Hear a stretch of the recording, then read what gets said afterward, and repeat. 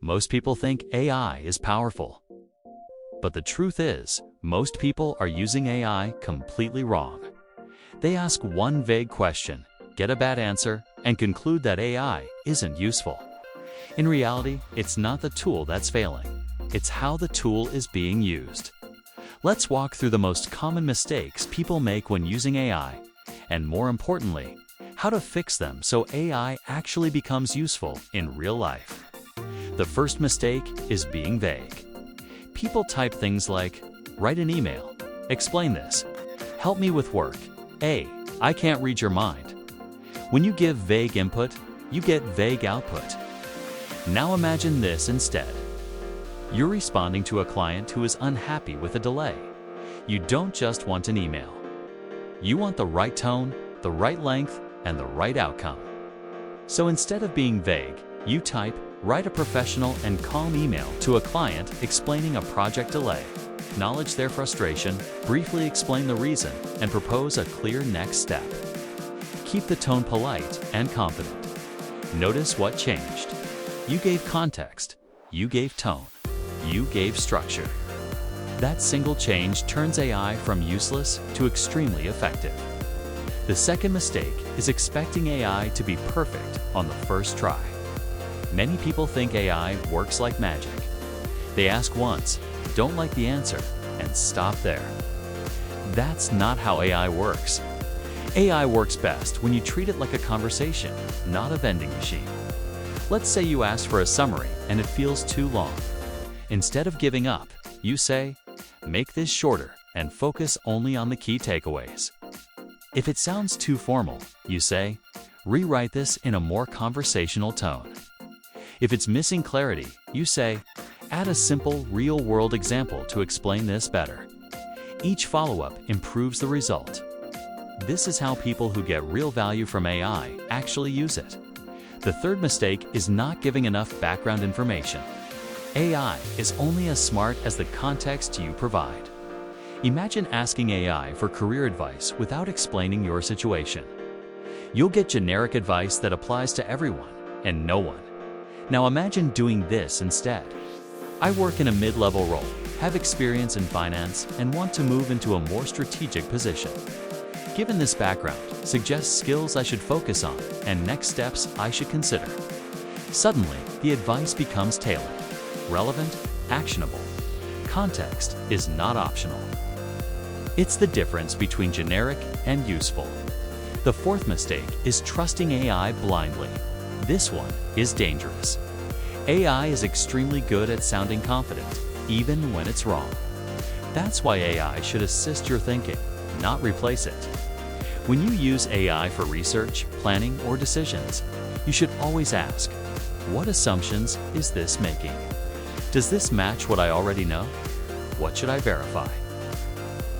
A smart way to use AI is to say, list potential risks, limitations, or assumptions in this response. This forces AI to check itself and helps you think critically instead of blindly following suggestions. The fifth mistake is using AI as a replacement instead of an assistant. AI is not meant to do everything for you. It's meant to reduce friction. For example, instead of asking AI to completely write a report and submitting it as, you should use AI to create an outline, draft a first version, improve clarity, fix structure, polish language, you stay in control. AI handles the heavy lifting. This mindset shift alone makes AI feel far more reliable and less frustrating. The sixth mistake is not being specific about the output format. People often get good information, but it's presented in a way that's hard to use. You can fix this instantly by telling AI how you want the output.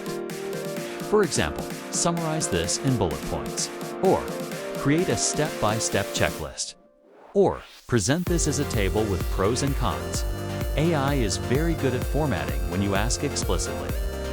The seventh mistake is not using AI for thinking, only for writing. Many people limit AI to emails or essays.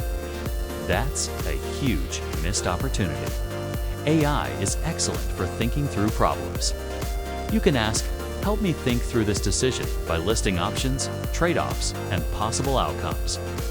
Or, ask me clarifying questions before giving advice. This turns AI into a thinking partner instead of a writing tool. The 8th mistake is asking AI to do too much at once. Long, overloaded prompts confuse the output. Instead of asking for everything in one go, break it into steps. First, ask for an outline. Then, ask to expand one section. Then, ask to improve tone or clarity. Step by step, prompts almost always produce better results. The 9th mistake is not saving or reusing good prompts. When people find a prompt that works, they forget it and start from scratch next time. If a prompt gives you good results, save it, reuse it. Tweak it slightly for different situations. Over time, you build a personal library of prompts that work for you. The final mistake is assuming AI is only for work. AI can help with daily life just as much.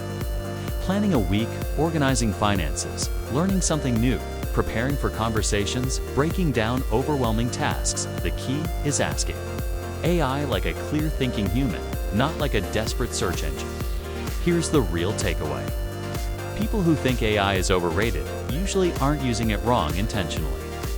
They were just never taught how to use it properly. Once you fix these mistakes, AI stops feeling random and starts feeling reliable. If this video helped you spot even one mistake you've been making, that's progress. Comment below which mistake you recognized yourself doing.